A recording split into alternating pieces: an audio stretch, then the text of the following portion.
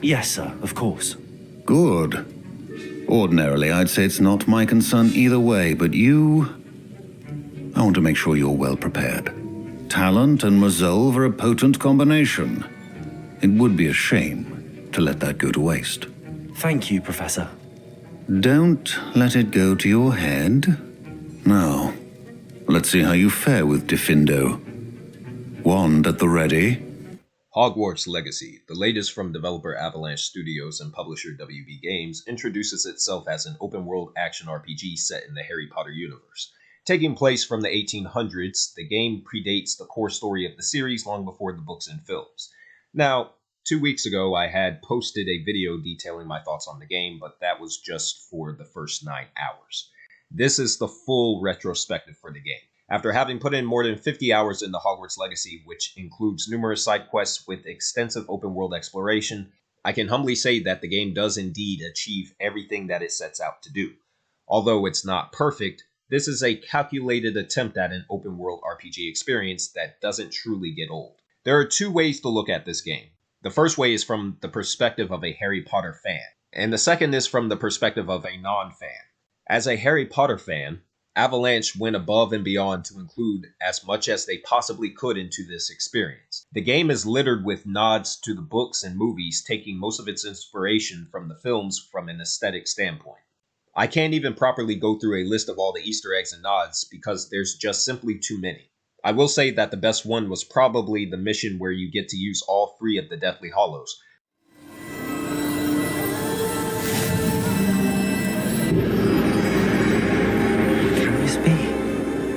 I think I'm invisible. They can't see me at all. I can get closer to them.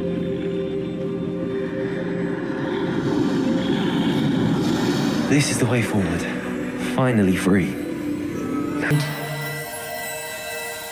Wield the wand you see before you. Do not squander its extraordinary power.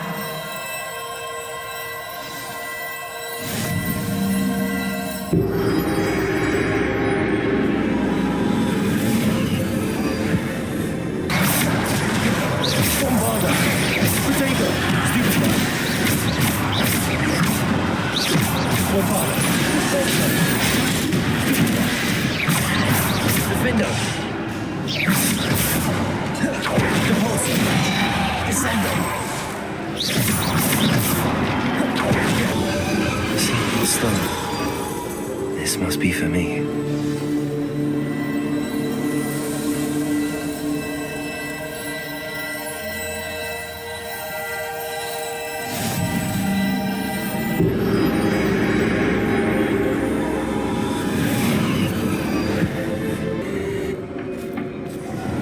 You found me, but you cannot undo what has been done.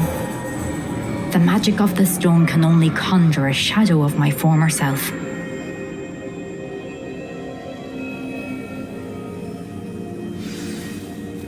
Which includes the Cloak of Invisibility, the Resurrection Stone, and the Elder Wand.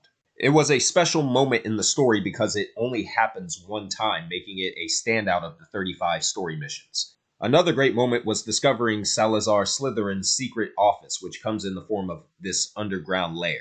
There's even a note in here that mentions the basilisk in the heir of Slytherin, which is a nod to Voldemort, who at this point hasn't been born just yet in the timeline.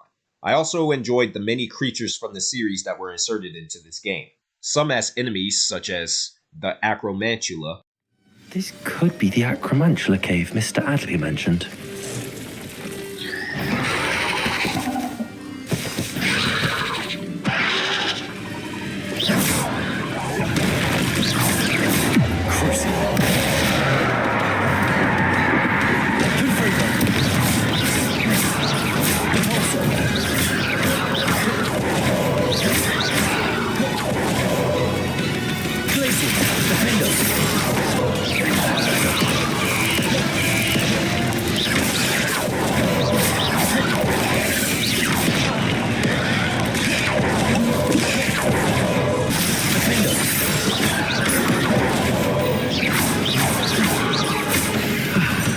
Now all that's taken care of, I need to find the heirloom for Milo's daughter.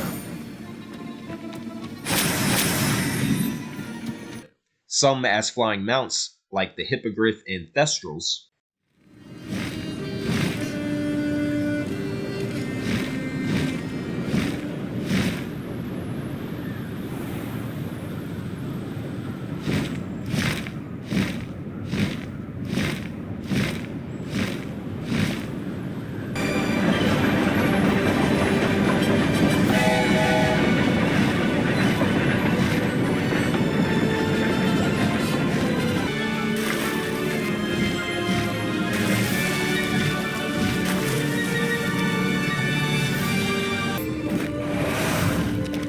Time for a jaunt, I'd say.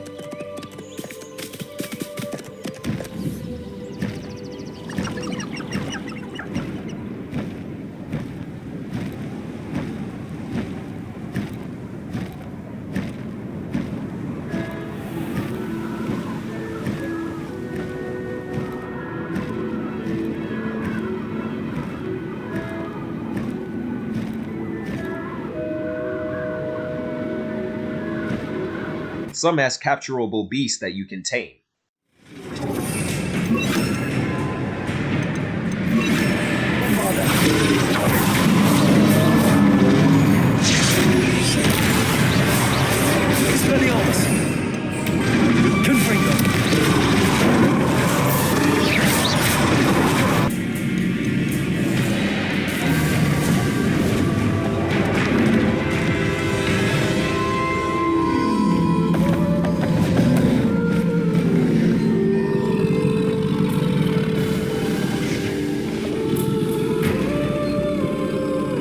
I need your help, friend.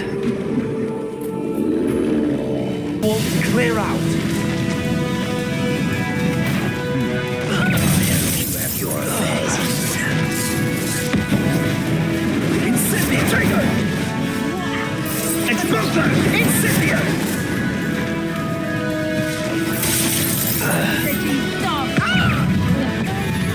Trying to pin it on me. So very weak.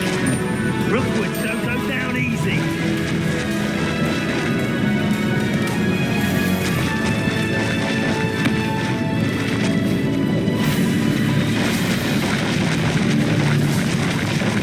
Some that were just there for on-screen presence, like the Centaurs.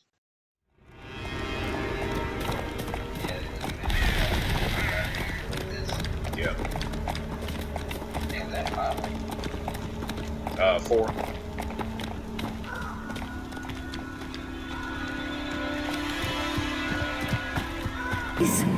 We were hoping to speak with you. Ah, I suppose you'd like a tale for your friends of the time you spoke to a centaur and it spoke back. No, never. We're here because we need your help. Enough! You made a grave error in judgment in coming here, little witch.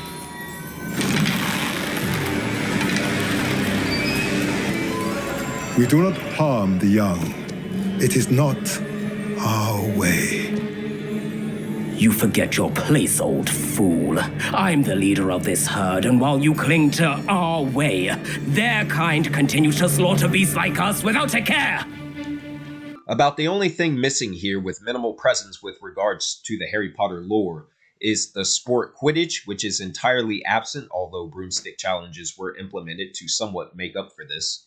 Dementors and the Expecto Patronum spell is MIA too, which is more egregious with their absence, as you must play as a Hufflepuff student to see a Dementor, Azkaban Prison, or a Patronus.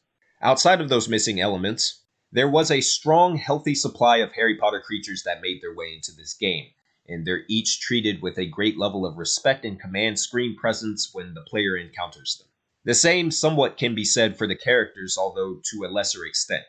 When it comes to the cast, Hogwarts Legacy is filled with a plethora of diverse, intelligent characters, each with their own specific goals and interests.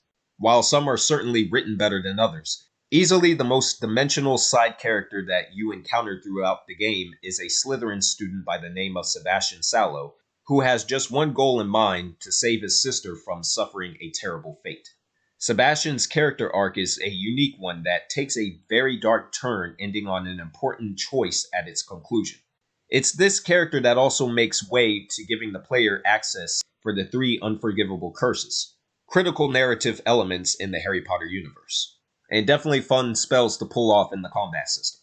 A bit grim, I won't deny.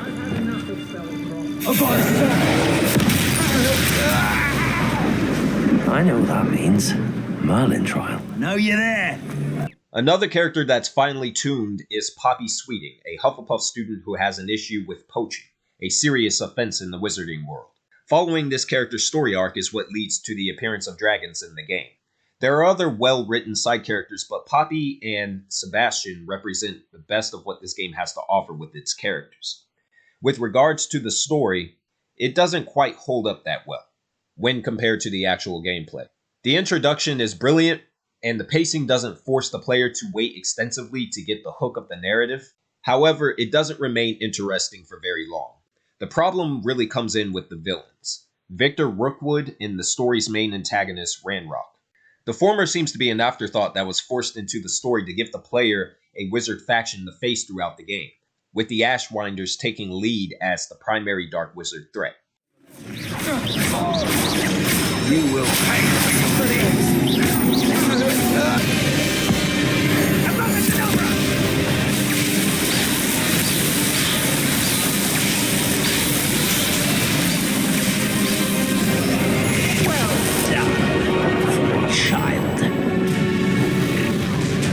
Ranrock, however, is quite frankly a poorly written villain who is very one-note and underdeveloped. He also doesn't make too many appearances in the story, which is part of the issue. His band of rogue goblins don't come off particularly as strong or wise.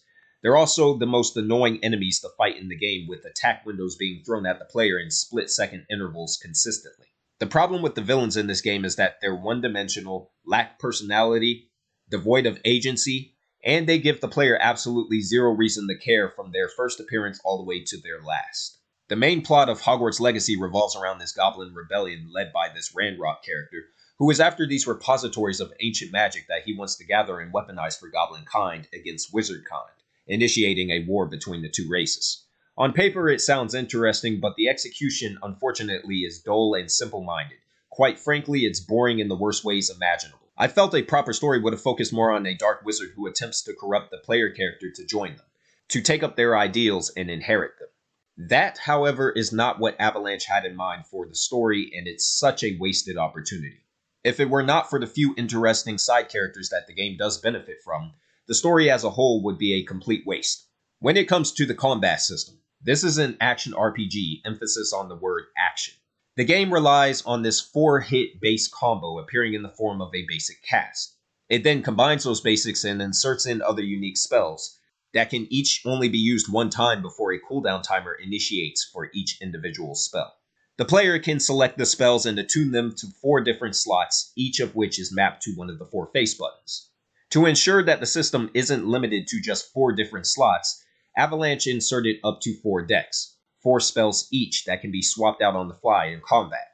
This is a system that can easily get jumbled rather quickly, but with some thought about the application of spell placement, it becomes rather simple and swift to switch out the spells in the middle of a combat encounter.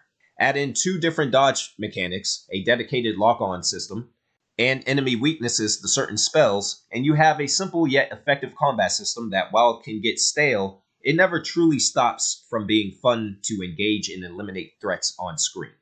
Especially considering that the combat system is designed around long-range combat, an element of combat with games of this type that's not really explored to any major capacity. The RPG side of the game is emphasized in great detail with the Room of Requirement, a safe haven where the player can customize their own base, tame magical beasts, brew items, and buff their gear. It's a great means to having some downtime and only grows bigger as the player makes their way deeper into the narrative. So, as a Harry Potter fan, this is a very effective game top to bottom. It has an engaging combat system, a dedicated open world that's not bloated, careful attention to detail with the lore of the source material, and it really does make you feel like you're a part of the Harry Potter universe. Now I will get to the cons. As a non-Harry Potter fan, for someone unlike me who didn't grow up with the books or movies and has no emotional connection to anything that was inserted into this game, I'd argue that there's not a lot here to enjoy in terms of what the game actually is. For the most part, Hogwarts Legacy is a standard run-of-the-mill open-world game. This isn't a bad thing. The open world is sizable and it's not overly cluttered, but it's not truly pushing the envelope either. The game doesn't introduce any new gameplay mechanics or systems that haven't already been seen in other open world games. What's more, its world is condensed to just a few different settlements out in the open country. There's no location outside of Hogwarts and Hogsmeade that matches the level of detail with NPC population as those two areas. Outside of the Forbidden Forest, which is another fantastic inclusion into the game, you have a few distinct activities which have been multiplied throughout the entirety of the world map. It's not to the degree of being a Ubisoft game where the developers just went overboard and bombarded the map with useless garbage in order to overwhelm the player and artificially extend the length. But there's enough here that can be considered as a waste depending on if the specific person engaging with this game is tired of the open world formula. Hogwarts Legacy, despite the amazing traversal options with the flying mounts, the best of which is without a doubt the broomstick flight mechanic, is not offering anything new when it comes to the open world level design. However, I argue that the game checks all the major boxes of what makes a good open world, apart from one that's not so good to where it doesn't matter if it's not doing anything revolutionary. What has been asserted is there for a reason. Regarding the side quests, some of them are really good and some of them are rather pointless. It's a mix of good and not so good with the side quests. Many of the side quests can be cherry-picked regarding the individual story of them, especially the ones that don't involve one of the game's actual side characters, which are the ones that have been given the most care and attention. The ones that just involve a random NPC vary in terms of quality. From what I've noticed, the best side quests involve the use of spider enemies, which are a common enemy type in the game. Those side quests have the best stories attached to them. The ones that are simple fetch quests that last just a few minutes are the weaker quests that Avalanche inserted. So the side quests are essentially 50-50 in terms of quality. Also, while the combat system is a good one, it can get a little tiring by the end of the game, and it's not generally enjoyable during some of the major boss fights, especially the last few towards the end of the main story. The problem is that it's not a system that handles great once a certain number of threats enter the screen. Usually you're attacked off screen, and many of the attacks from the enemies have incredibly short time windows where you have mere seconds to parry and counterattack. There are many different animations that should have been tweaked so the player has more time to think so they can react properly. It took me longer than I felt it should have taken to get a firm grasp on the system simply because of the way they developed the attack windows. All in all, Hogwarts Legacy is a fine open world game and a serviceable RPG.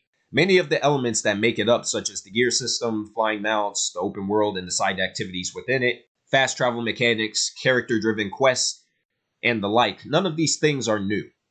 We've seen these elements in plenty of other games, but how those elements are presented in this game specifically are the best that I've seen in a game of this type in a while. It doesn't break any new ground, but Hogwarts Legacy sets out what it attempts to do, and provides a true, genuine RPG Harry Potter experience for the masses, and does so gracefully. Hello, Hamora.